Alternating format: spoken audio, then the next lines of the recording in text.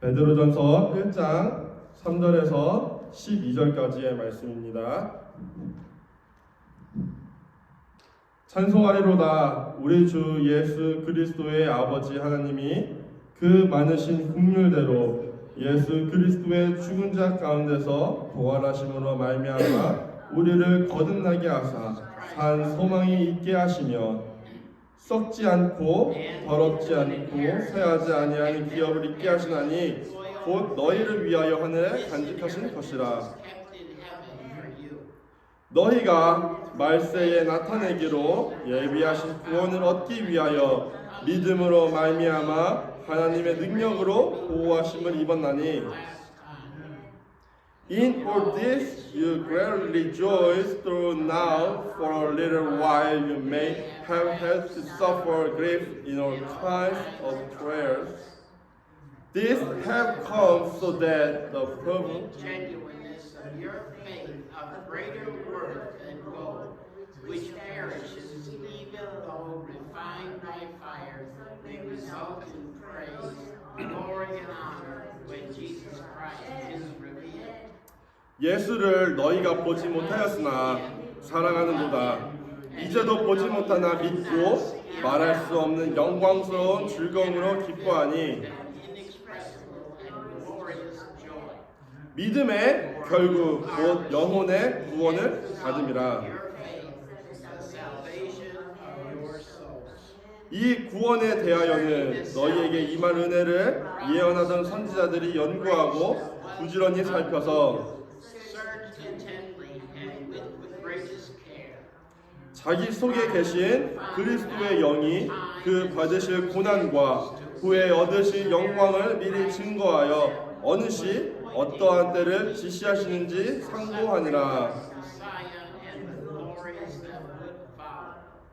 이 섬긴 바가 자기를 위한 것이 아니요 너희를 위한 것임이 계시로 알게 되었으니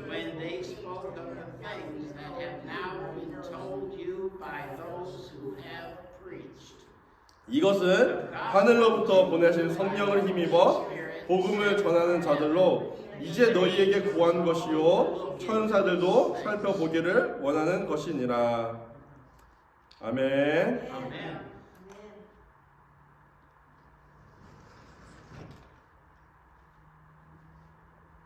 네, 오늘 베드로전서 두 번째 시간에 같이 말씀을 나누기를 원합니다. 우리는 세상을 살아가면서 수많은 어려움을 겪고요. 또 아이러니하게 그 어려움들을 잘 견디고 극복해 가면서 살아가고 있지 않은가 합니다. 성도님들께서도 이러한 경험을 한 번씩은 갖고 계실 것입니다. 상황과 환경이 너무나 어려운데도 불구하고 그것을 참고 견디면서 지내는 것입니다. 정말 너무 힘들지만 그 시간들을 버티고 극복하기 위해 노력하면서 시간을 보내는 것이죠. 저희뿐만이 아니라 누구나 인생에 이러한 시간들을 다 갖고 살아간다라는 것입니다. 아이러니하게도 고난은 한 번으로 끝나지 않습니다. 한 가지의 고난이 지나가면 또 다른 한 가지의 고난이 오고요. 또 다른 한 가지의 고난이 오고 끝나면 또 다른 한 가지의 고난이 오고. 그래서 고난은 우리와 끊임없이 함께 가는 존재라는 것입니다. 끊임없이 고난은 우리를 찾아오고 우리는 그 고난을 극복해 가면서 인생을 살아가야만 합니다. 고난이 끊임없이 우리를 찾아와서 괴롭히고 또 때로는 좌절하게 만들고 때로는 힘들게 만들고 포기하고 싶게 만드는데도 불구하고 우리는 왜 고난을 극복해 가면서 인생을 살아가게 되는 걸까요? 그것은 우리에게 목적이 있기 때문일 것입니다. 살아가는데 반드시 갖고 있는 각자의 목적이 있다는 것이죠. 목적. 사람들은 다들 자기가 이루고자 하는 것을 위해 고난을 참고 견디면서 살아가고 있습니다. 때로는 외롭고 힘들지만 버티면서 이 시간들을 견뎌내고 있다는 것입니다. 저도 어려움을 겪으면서 극복해왔던 시간이 있습니다. 한 가지 경험을 나누어 보자면 선교를 갔다 온 적이 있는데 그 선교에서 굉장히 어려움을 겪었던 그런 경험이 저에게 있습니다. 2016년에 중앙아시아로 약 3주 정도 선교를 다녀온 적이 있습니다. 타지키스탄이라고 중앙아시아에 있는 나라인데 저는 그 선교를 가기 전까지 제가 어떠한 음식에 대해서 예민하다고 생각해 본 적이 없습니다. 한 번도 반찬 투정을 해본 적이 없고요. 집에서도 항상 엄마가 만들어주시는 음식들, 그리고 어느 식당을 가든지 어떤 음식이든지 어떤 반찬이든지 음식을 가리지 않고 잘 먹었습니다. 이렇게 잘 먹고 잘 지냈던 제가 그곳에 가서 처음으로 음식에 대한 어려움을 겪게 된 것입니다. 향신료가 들어간 음식을 전혀 먹지 못해서 굉장히 고생을 했는데 그때 살이 정말 많이 빠졌습니다. 음식을 제대로 먹지 못하고 주로 먹었던 것은 그냥 물과 차였습니다. 차, 티. 그런 홍차랑 물만 마시면서 약 3주 정도의 시간을 보내니까 제 기억으로는 아마 5kg가 넘게 빠졌던 것으로 기억을 합니다. 그만큼 굉장히 힘들었던 그런 선교의 여정이었었는데 이 3주 동안 제대로 된 음식도 먹지 못하고 금식하는 것도 아닌데 물만 마시면서 지내는 이 시간을 버티게 해준 것은 두 가지가 있었습니다. 두 가지. 하나는 나는 이곳에 선교를 하러 왔다라는 목적이었고요. 또 다른 하나는 이 3주가 지나면, 이 3주의 시간이 지나면 나는 다시 한국으로 돌아갈 것이다 라는 희망이었습니다. 제대로 먹지 못해서 힘들지만 저는 그곳에 먹으러 간 것이 아니고 복음을 증거하기 위해 갔었다라는 이것이 저를 견디게 해주었고요. 또 시간이 지나면 내가 자유롭게 먹을 수 있는 한국으로 돌아갈 것이라는 계획이 예정되어 있었기 때문에 그 시간들을 견딜 수 있었다라는 것입니다. 성도님들께서도 저와 같은 경험이 있지 않을까 합니다.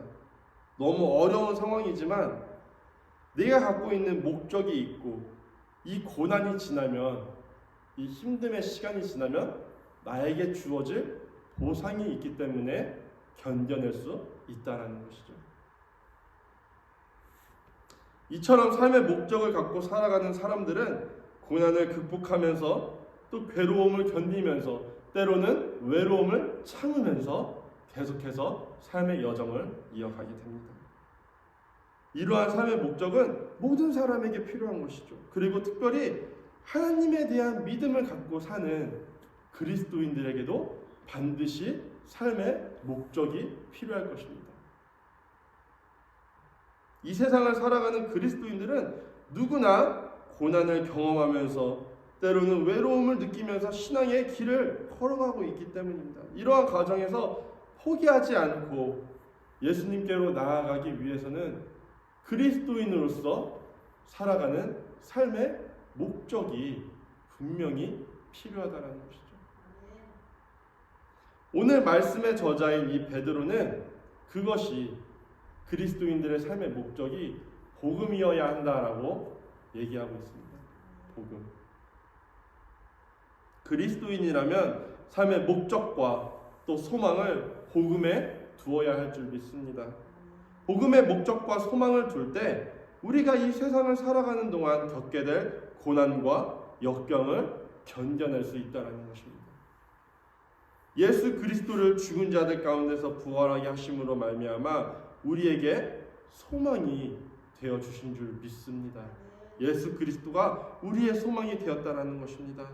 오늘 본문을 통해서 이제 예수님의 부활하심에 우리가 소망을 둬야 하는 이유를 조금 더 구체적으로 같이 나누어 보고자 합니다. 첫 번째로 우리가 예수님에 대해서 소망을 두어야 하는 이유는 우리에게 썩지 않고 더럽지 않고 쇠하지 아니하는 유업을 있게 하셨기 때문입니다. 이것은 우리가 이 땅에서 누릴 수 있는 것을 이야기하는 것이 아닙니다. 잘못하면 예수님을 잘 믿음으로 말미암아 이 땅에서 부유하게 살고 건강하게 살고 명예롭게 살고 이런 오해를 할 수 있는데 그러한 것을 의미하는 것이 아닙니다. 베드로가 이 말씀을 통해 전하고자 하는 것은 장래의 기업에 대해서 말하고자 하는 것입니다. 장래의 기업. 하늘에서 받게 될 그리스도인들의 상급입니다. 우리가 이 고난의 시간을 다 마치고 하나님 앞에 갔을 때에 받게 될 상급이 바로 썩지 않고 더럽지 않고 쇠하지 아니하는 것이라는 이야기입니다. 베드로는 썩어질 것에 소망을 두고 사는 사람들에게 다시 한번 권하고 싶었습니다. 여러분, 이 세상의 것은 다 지나가면 가져갈 수 없다는 것입니다. 다 썩어서 없어질 것이라는 이야기죠. 그러나 우리에게 한 가지가 있다면 그것은 영원히 썩어지지 않을 하나님의 상급이라는 것입니다.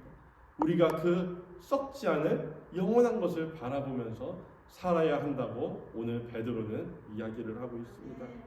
마태복음 6장 19절 20절에 보시면 예수님의 말씀이 기록되어 있습니다.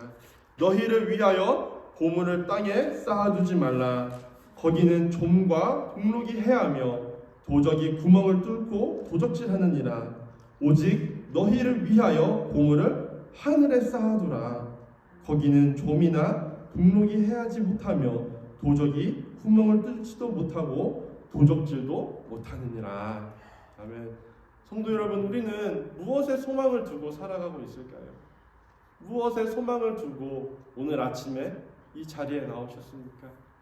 무슨 소망을 두고 아침에 눈을 뜨고 하루를 살아가십니까?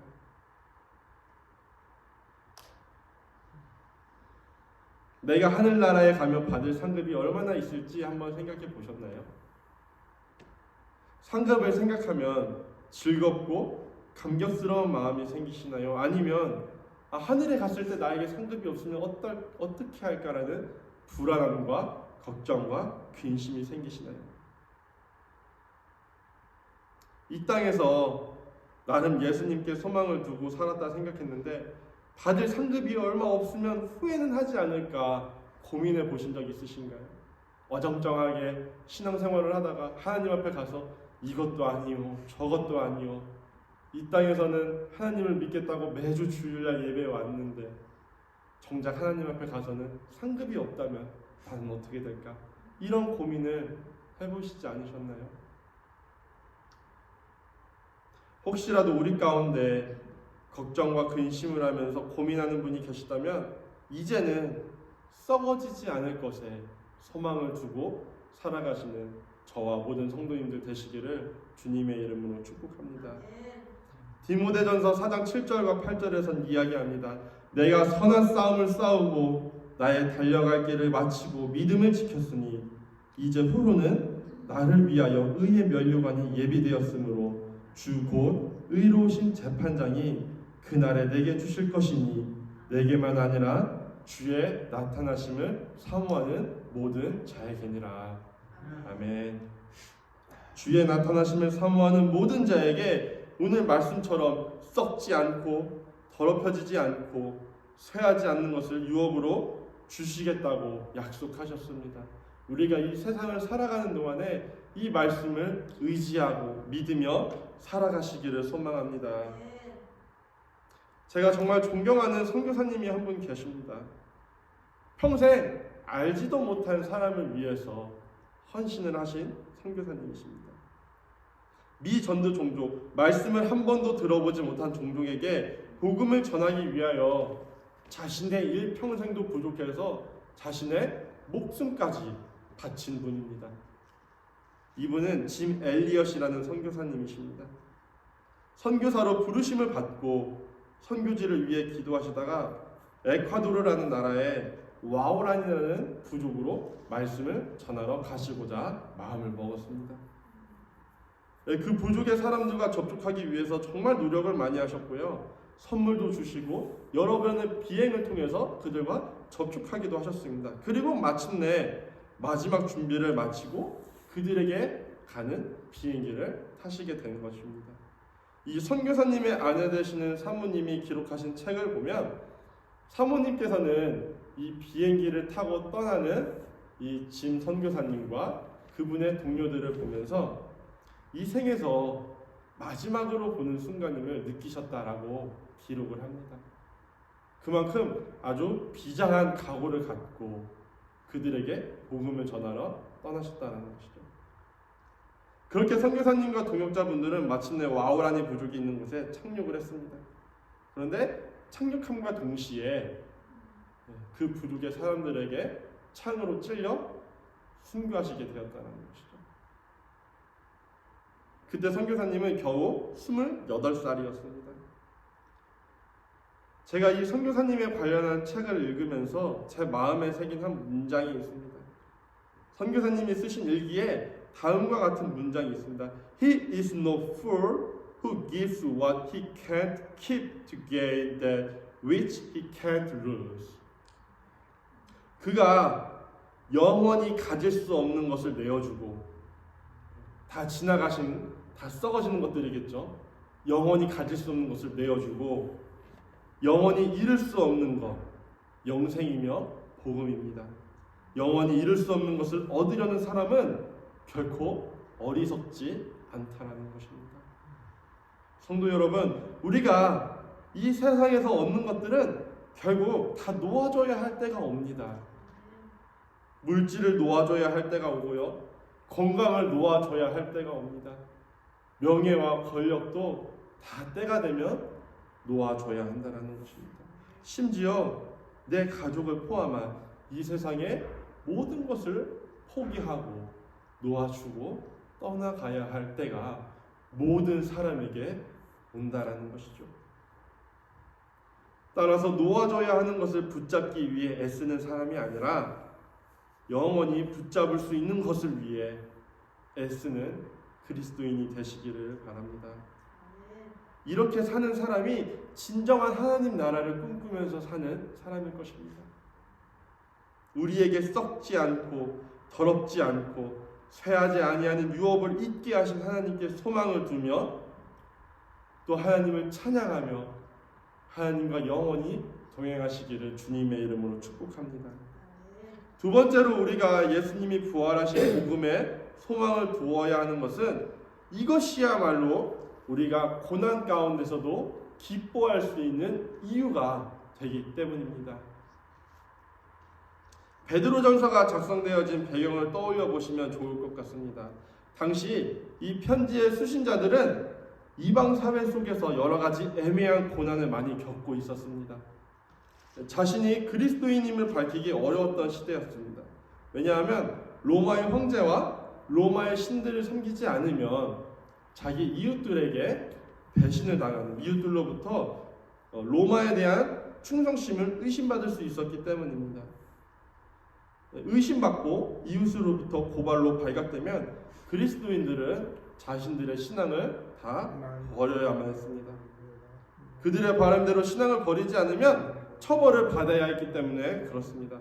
다른 사람들의 입장에서는 로마인으로서 똑같이 로마 황제를 섬기고 로마의 신들을 섬겨야 하는데 예수 그리스도라고 불리는 다른 신을 섬기면 그들은 이 그리스도인들에 대해서 배신자라고 생각을 한 것이죠.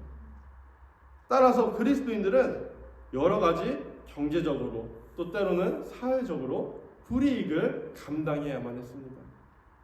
자신의 신앙을 지키기 위해 이방인들과 어울리지 않다 보면 많은 미움을 당해야만 하기도 했고요.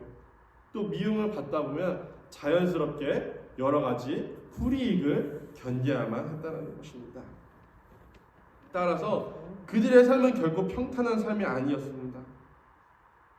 다수의 이방인들 중에서 전부가 이방인 그런 무리 속에서, 사회 속에서 그리스도인으로서 나 혼자 살아간다는 것을 잠시 생각해 보시면 그 삶이 얼마나 외롭고 힘들었을까 아실 수 있을 것입니다. 그런데 베드로는 이러한 고난 속에서도, 이러한 외로움 속에서도 우리가 충분히 기뻐할 수 있다는 것입니다. 이 문장의 의미는 죽음 이후에 비로소 기뻐할 수 있다는 게 아니죠. 우리가 이 세상을 살면서 충분히 기뻐할 수 있다는 것입니다. 비록 여러 가지 고난을 당하고 있지만 그것으로 인해서 근심을 가진 채 살아가고 있지만 우리의 소망은 이 땅이 아니라 하나님의 나라에 있기 때문에 이것만으로도, 이 소망만으로도 우리는 충분히 기뻐할 수 있다는 것입니다. 이렇게 생각해 보시면 좋을 것 같아요. 한국에 가는 비행 시간이 결코 짧지 않습니다. 보통은 워싱턴에 있는 널러스 공항에서 한국에 가시죠. 그곳에서 비행기를 타게 되면 인천공항까지 시간은 약 14시간입니다. 14시간. 환승해서 가시는 분들은 아마 더 오래 걸리기도 할 것 같아요. 18시간, 20시간 이렇게 걸리기도 합니다. 그런데 10명 중에 8명은 비행 시간이 길어서 힘들다는 말보다 한국에 간다라는 그 사실 하나만으로도 설레인다라고 이야기를 합니다. 한국에 갈 생각으로 학기를 버티는 학생들도 꽤 많이 있습니다. 그 한국에 가는 그 한 가지만으로도. 대부분 비행기를 타고 다녀오셨기 때문에 아시겠지만 14시간 동안 비행기 안에 갇혀 있는 것은 결코 쉽지 않아요. 굉장히 지루하고 때로는 몸이 힘들기도 합니다. 그런데 말씀드린 것처럼 한국에 간다라는 그 하나로 그 어려움이 문제가 되지 않는다라는 것이죠. 충분히 견뎌낼 수 있는 그런 어려움이 될 수 있다는 것입니다. 한국에 가면 먹고 싶었던 음식을 자유롭게 먹을 수 있고요. 보고 싶었던 가족들을 만날 수 있고, 또 때로는 누군가는 자유롭게 병원에 가는 것을 기다리고 있다는 것입니다. 베드로가 말하는 것이 이와 마찬가지입니다. 이 세상이 비행기 아니라고 생각해 보세요. 우리는 지금 하나님의 나라를 향해 비행을 하고 있는 중입니다. 비행기 안에 있기 때문에 답답할 수도 있고, 자리가 불편해서 허리가 아플 수도 있고, 때로는 기내식이 맛이 없을 수도 있습니다. 그래서 배가 고픈 채 한국에 가야 할 때도 있다는 것이죠. 그러나 우리가 도착할 그곳을 생각하면 이러한 불편한 것들은 아무런 문제가 되지 않고 남은 비행의 여정을 즐겁고 설레는 마음으로 보낼 수 있다는 것입니다. 그리고 마침내 한국에 도착하면 너무나 기쁩니다. 그 기쁜 것처럼 하나님 나라에 도착하면 더 큰 기쁨을 우리가 누리며 살아갈 수 있게 될 것입니다. 한국에 가는 비행기 안에서 설레고 기뻐했던 마음이 도착하면 없어지는 것이 아니죠. 이제 도착하면 정말 시작인 것입니다. 말씀드린 것처럼 하고 싶은 것들을 하면서 가족을 보면서 설레왔던 마음들이 이제는 더 큰 기쁨으로 내 안에 가득 차게 된다는 것이죠. 이처럼 이 땅에서 신앙의 여정을 기쁨으로 잘 마치고 하나님 나라에 갔을 때 가는 동안에 누렸던 기쁨과 설레임이 그곳에서 예비되어 있던 기쁨과 더해져서 더 큰 기쁨으로 우리가 누릴 수 있게 될 것이라는 이야기입니다. 성도 여러분, 목적지에서 기쁨을 누리는 것도 있지만 그 과정에서도 우리는 충분히 기쁨을 누릴 수 있고 설렐 수 있다는 이 사실을 기억하셨으면 좋겠습니다. 이것을 기억할 때 우리는 즐거운 신앙생활을 할 수 있습니다. 하나님이 이 땅에서 허락하신 것들을 누리며 살아갈 수 있다는 것입니다. 걱정과 근심과 고난에만 너무 초점이 맞춰져 있으면 정작 하나님이 만드신 이 아름다운 세상을 누릴 수가 없어요.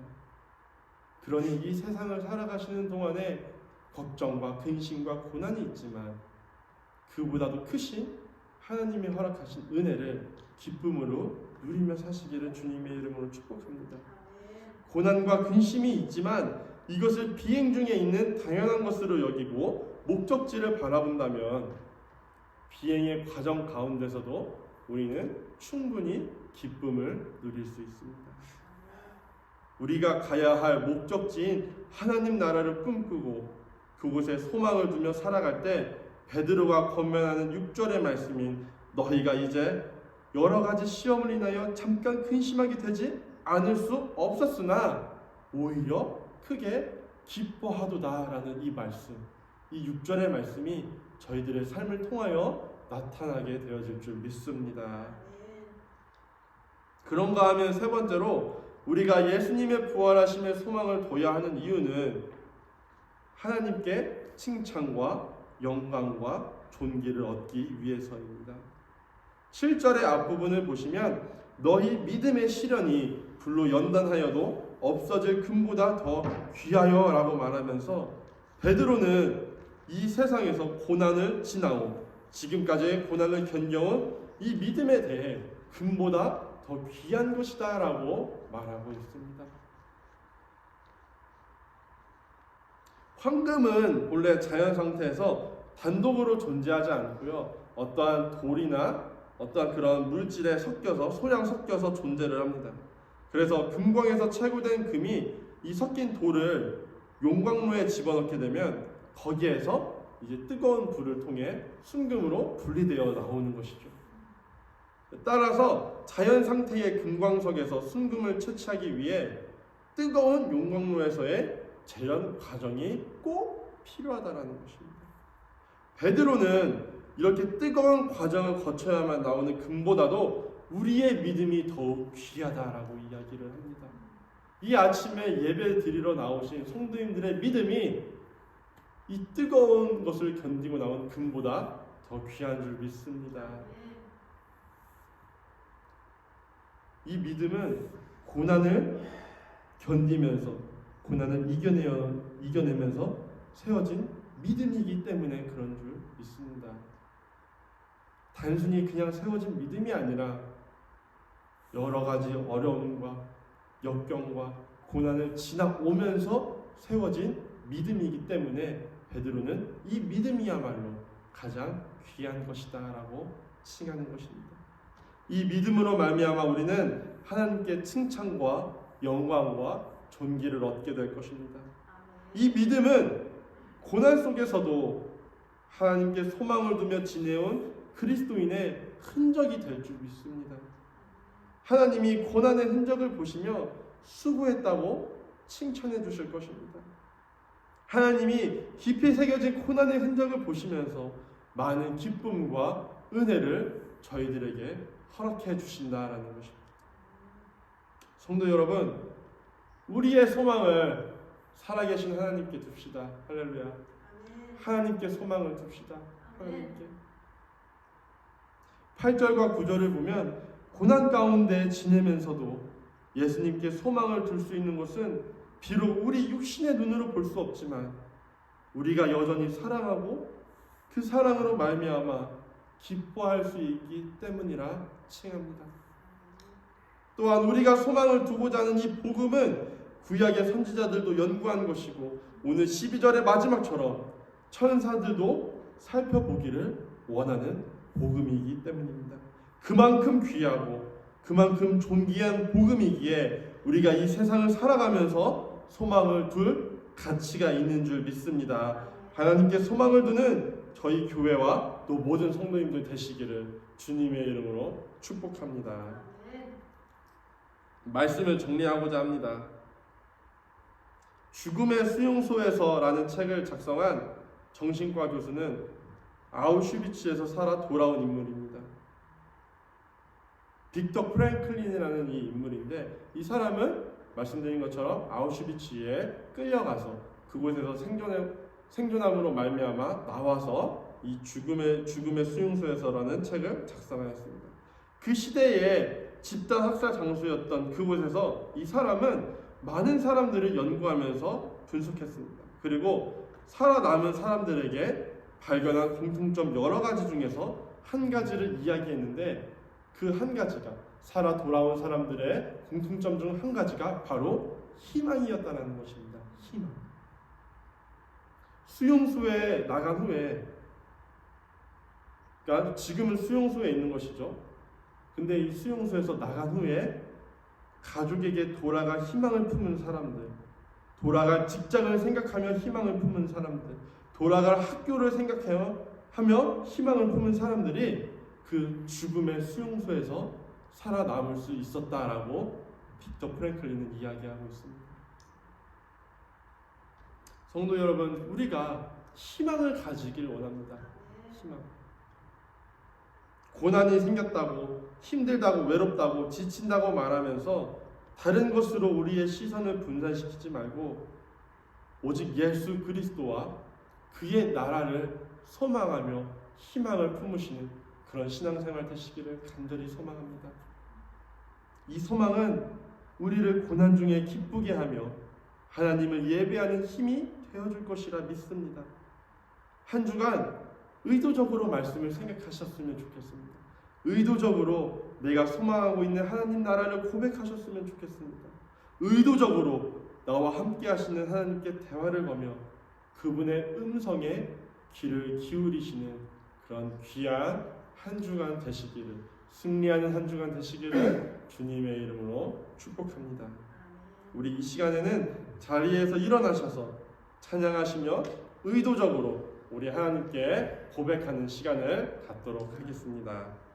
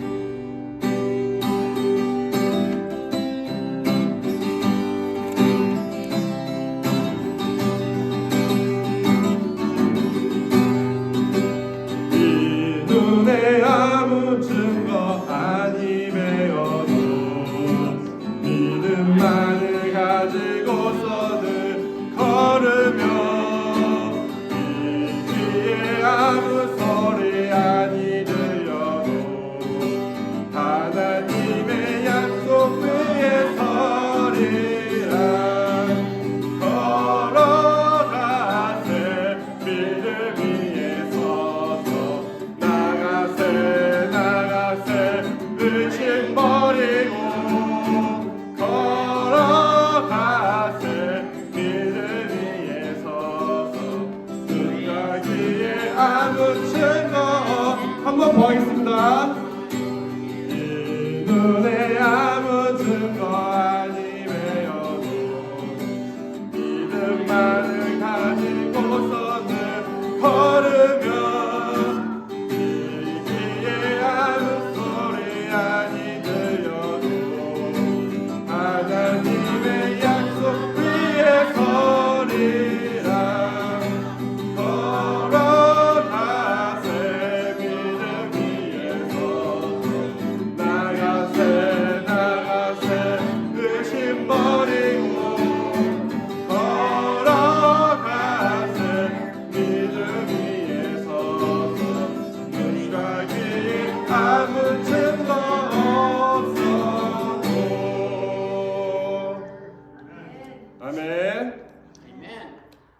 하나님, 우리 가운데 은혜를 허락해 주시기를 원합니다.